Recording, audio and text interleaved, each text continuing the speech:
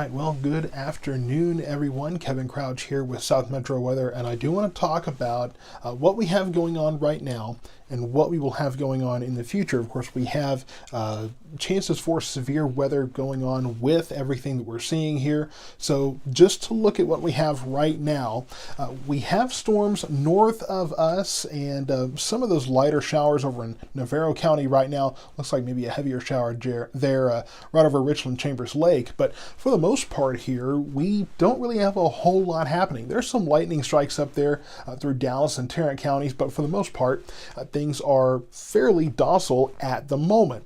I don't think they will stay that way. If we broaden this out a little bit, we will, if I can get, the mouse has been giving me fits here, so I'm, it's not been cooperating well. But if we broaden this out a little bit, you can see that there's quite a bit out there.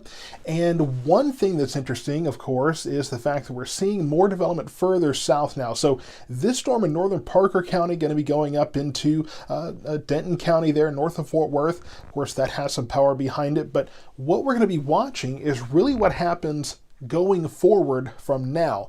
The good thing is, for the moment at least, it looks like we're getting a break here in our area for maybe school release time. That's my hope, that maybe from 3 to 4 o'clock we can keep this break, keep things relatively quiet, and then go into school release time without a whole lot going on. So that is where we are looking right now. That's kind of how things are falling. And looks like my collar's messed up. I guess I better fix that right there awkwardly on the air. And so that's where we have things right now. And I'm going to continue to monitor all of this for you. But I do want to talk about what we're going to be seeing going forward here. So let me get transferred over. Now, I do have some good news to share. The pollen count is down to medium today from high. So it's not quite as intense as it was. So there is at least that bit of good news to share. Now, I want to look at the big picture and kind of show you what we have going on. Of course, all of the activity in our area. We have a setup, a pretty classic setup across our area right now, across the Lone Star State. So we have the low pressure system here. This is kind of the driving force of all of this. Of course, this warm front, really this could be shown as a stationary front, shows where that warm moist air has moved in. The dry line, of course, to our west is going to be part of what instigates these storms, and this Pacific front here is kind of pushing all of this together, dry air behind that as well. And then farther to the north we have this cold front that will bring the nice weather that we will have over the next several days. We'll have to wait until tomorrow evening for that. But what we have right here is all of this coming together here. And if you've been in any of my school presentations, you know we talk about the air masses all the time. And this setup probably looks pretty familiar to what I showed you during one of those presentations. So just keep that in mind. We are looking at one of those situations where we are getting the classic setup for severe weather. Now, I want to show you this. I want to show you a couple of things. Here's the severe weather risk for today. This has been kind of fine-tuned over the past 12 hours. It's changed a few times. Here's what we have right now. Of course, mostly west of 35 here, we have a slight risk of severe weather. Not that atypical for this time of year. And this is today and tonight. And then for early tomorrow morning, you notice it's roughly the same, only it goes east. So one kind of continues the other one. So both a slight risk, but one definitely continues on to the other one, and you'll see why here in just a moment. Now, here's what has been discussed quite a bit on social media, is the tornado risk. I don't usually show this map because for the most part, this doesn't always have a lot of significance with it, but it can really get people excited and frankly upset. But here's the reason I'm showing it today, and here's the reason I'm discussing it. This 5% area was added this afternoon, And there is actually some significance to it, or at least there's something I can say, here's why, right? Sometimes these are seemingly a little more random, but this definitely has more to it than that. This 2% is kind of your generic tornado risk that you're going to have at times. Usually you're going to have at least a 2% risk accompanying a slight risk on that overall map. So not that far outside the realm of possibility. This 5% area, though, this is where more individual thunderstorms are expected. So that's going to be the weather cat there. He wants to get in on the show. He's looking for his food, actually. But so this is for our particular area from about Cleburne and Hillsborough west, almost to San Angelo.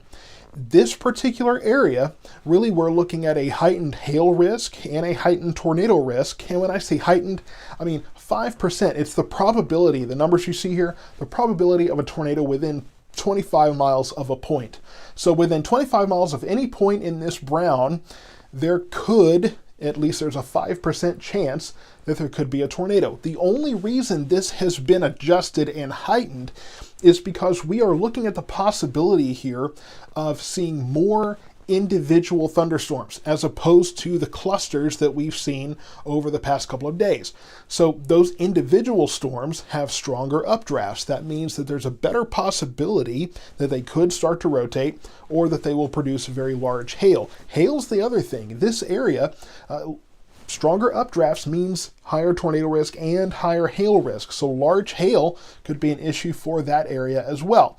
Now, for the 2% area, tornadoes are still possible. Not as likely. For us, really, we're looking at the fact that the mode of severe weather probably isn't as generous a setup for tornadoes, but it's still possible. So we will need to be looking at everything going forward. And you're asking, is Itasca in that circle? If you're anywhere close to it, don't get so, don't split hairs.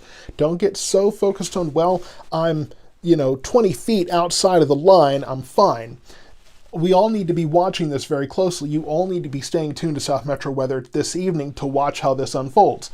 Oh, but overall, I just want you to understand that throughout this area, especially though west of I-35, we will be watching more closely to see if any of those individual supercell thunderstorms can rotate and possibly become tornadic. So that's what we're watching today. That's really the kind of the heightened risk there that has been talked about on social media some.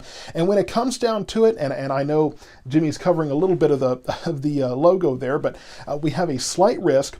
Again, this has gone from half a low risk to a low risk. It's still a low risk. We're not looking at the kind of parameters we would expect with a tornado outbreak or anything like that. So the parameters are still low, but with that said, we could still be looking at a few of those tonight. Damaging winds, hail, and flooding are really my main concerns. Damaging winds and hail, because those stronger updrafts are going to lead possibly to those being more likely, and then flooding because of two reasons. One, the storms that we've seen already haven't been moving much, and two, with the last several hours of rain we've had, we're very saturated already. So if we get a big downpour, the ground may not soak up what we're getting as quickly, and there could be flooding problems. So this is what I'm looking at really for, it says March 7th, but this is really for tonight and tomorrow morning. And I know there's a lot of questions, what time, where. We'll be getting to all of that, do not worry. And the cat wants back out again, so he's going to have to decide what he wants to do there. So overall, though, this is for tonight, tomorrow, and yes, we will get to the part you're all waiting for. We will time all of this out. So this is 3 o'clock in here in a few minutes. And thank you so much, Wendy, for your Venmo donation. Greatly appreciate that. So here's 3 o'clock. Generally what we're looking at now, just scattered showers and thunderstorms. Again, some of this could be severe. We're not waiting until any point for severe weather to happen. It's possible between now and when this finally ends tomorrow morning. So we get to 6 o'clock. I want to jump ahead a little bit. More storms possible for our area. More showers and thunderstorms. This cat just does not want to make up his mind of what he wants to do. He's trying to trip me up. He's trying to distract me, so I'll go get more food, but he's going to have to wait just a moment here. More showers and thunderstorms possible this evening, 6 o'clock. But yes, to our west, next door here in the Abilene area, on over towards Big Lake and over towards Seymour out there, Snyder is what I meant to say there, Sweetwater.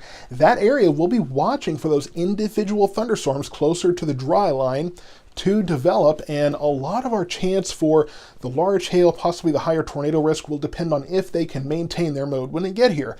Let me note on this, remember back on October 4th, we made the mention that, hey, we're not really expecting a whole lot of tornadoes tonight because we're expecting these storms to come together in a squall line. Well, we had the one storm that didn't get with the program and decided that it was going to rotate. So we have to watch that, and I will be watching very closely. 9 o'clock tonight, we should see, again, more of those individual storms, but you notice the model, and this is a weather model, so it's not an exact it's not an exact idea of where things are going to be at what time. This is a generalized idea. But from Fort Worth down on towards Brady, we could start to see a line coming together, but there you see, it's still telling us we could still have some of those individual storms out there, so we will have to watch those. By midnight tonight, I think most of that activity is moving into our area. I think it's doing a good job of timing this out. And then by 3 a.m., well, it looks like it's the defaulting to that same line. Looks like 3 a.m., most of that should be out of here, and we should still see more storms popping up west of us around 3 a.m. closer to the dry line. This is 5 a.m., just a couple hours in. We should have a new complex of storms moving in early tomorrow morning. This will be another one we will be watching for severe weather. So it's going to be a late night and an early morning. I'm not sure I'm going to be getting any sleep tonight because we will be watching this complex as well. By 7 o'clock, should have moved at least through the western portions of our area. Either way, though, it will be in our area at this time. So unfortunately, dropping the kids off in the morning, I would take some extra time, take the umbrellas, be ready for whatever you need.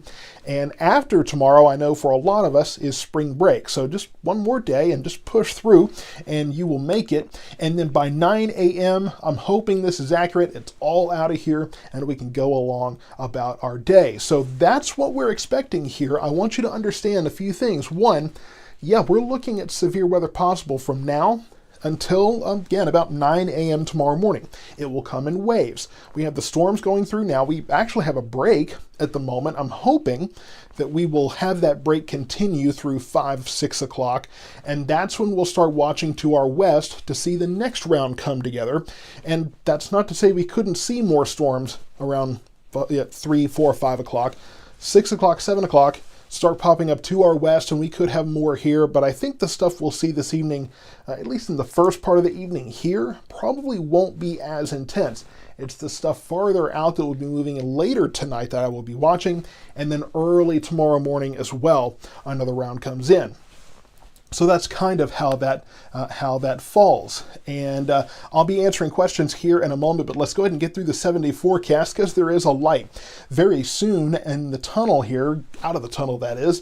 70% chance of storms today. I'm pretty sure all of us have gotten rain, but I accounted for the fact that it's not going to be everywhere all day, right? It's in waves, it's here and there. 70, I think, for our highs today. We're right around the mid-60s, upper 60s some places. So some of us will stay cooler. 60 tonight, those clouds will help us to kind of hold in the daytime heating. Tomorrow, 75, those showers and thunderstorms should be confined to the morning. And then later in the day, we'll see the winds pick up from the north as that cold front comes in and chilly air arrives. 45 for our low tomorrow night. Saturday, 61, Sunday, 64, and windy on Saturday. So it will be kind of a chilly day. Looking at low 60s, some of us could stay in the 50s, and wind chills could be in the 40s. So Saturday will actually be a little bit of a chilly day for early March. Overnight, Saturday night, we get into the mid to upper 30s. Low-lying areas, you could get a brief light frost, so just keep that in mind. Sunday, 64, we're back in the 70s early part of the week, and by midweek, we're right back in the 80s. So we will be warming up after a cool weekend, but hey, enjoy the nice weather while you can. And it does look like the latter half of next week might be our next rain chance, but too early to talk about that now. So just keep in mind. And I know that a lot of you are asking about timing, so let's kind of go back and just get to that. And again, This isn't really accurate. This is 3 o'clock. We have this break here, but we could have more developing to our south and west that could move in. This is 6 o'clock where we could still have more going on, but we will be watching west of us for those individual storms that could crank up the hail and tornado threat later tonight. By 9 o'clock, some of those are moving in, and again, you see that they're trying to come together and form that line, but the model is telling us to watch out for those individual storms continuing by that point. So again, our threat for large hail tornadoes will largely depend on how long those storms can stay individualized versus a straight solid line there. So we will be watching that.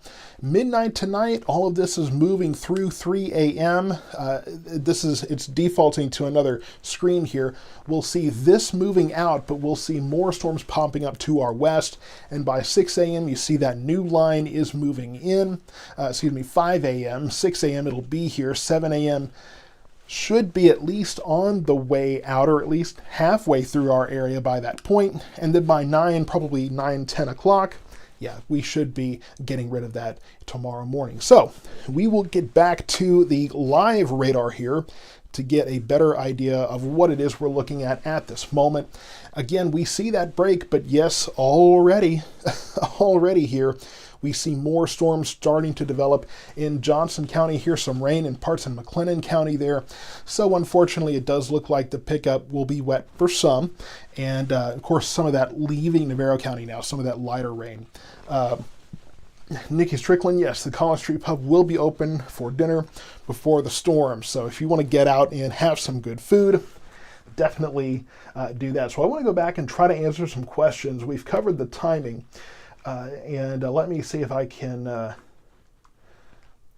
prepping the coffee for sure. Absolutely going to be doing that. Bardwell only had a bit of rain. Well, more is to come for sure. And I'm just going to go back in the comments here. And I do want to mention too, make sure, and I didn't get to any of the, I didn't get any of the housekeeping stuff mentioned, but Alexi Sisley, I can't tell the name there, but saying that will a tornado watch be issued? I am not sure to this point. In fact, let me check the Storm Prediction Center and see if maybe while I've been standing here talking, if they have already put out a mesoscale discussion, but I don't believe that they have. And some of their websites have been having issues today. So, so 44 minutes ago, a new mesoscale discussion to our west. And let me see if they have a watch probability on this. Watch probability is 60%. So not totally sure if a watch will be issued. Again, a lot of that may depend on when and where those storms pop up, if they pop up, how long they stay in an individual state. So there's a lot of ifs going on right now. There's a lot of kind of wait and see. But of course, I will bring any watches and warnings to you as we go forward. Josh Kliss, will any of the bad stuff reach Bardwell and Ennis area? Well, I assume you're just jumping in. We covered where and when things were going, but I will say that Bardwell will have a chance of severe weather as these storms move through over the next several hours here. And so, back to the housekeeping stuff. Thank you so much to Wendy Anderson for your donation through the Venmo. I'll also say, we'll go back through the model timing here in just a moment, and I'm actually going to see if I can maybe fix that for you while I answer some questions and that sort of thing, because it's not, I shouldn't have that 3 a.m. slide because it's pulling that incorrect map. I'm going to see if I can fix that for you if the computer will even cooperate. I think I've got some batteries going down here. So we'll go back through the timing here shortly. And I'm going to see if I can maybe, just maybe, get that fixed here for you. But yeah, we don't really know for sure if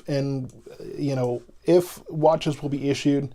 If they are, where they'll be issued, really not sure. So it really kind of depends on what happens where, and I know that folks don't really like that answer very much, because it just kind of leaves an unknown out there for you. But that's kind of what we see happening there. So let me see. Yeah, I think that's our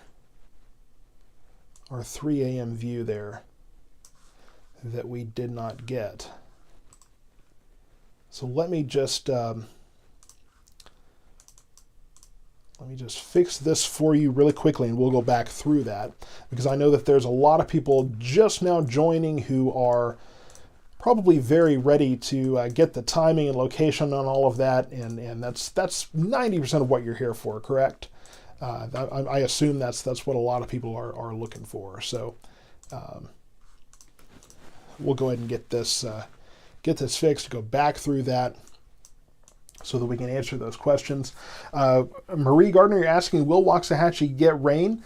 Yeah, I mean, it's it's definitely going to see rain in Waxahachie in multiple rounds. That'll be another thing here. Yeah, so while I'm waiting for that to download here, I will put out the Venmo and the Cash App and those kind of things.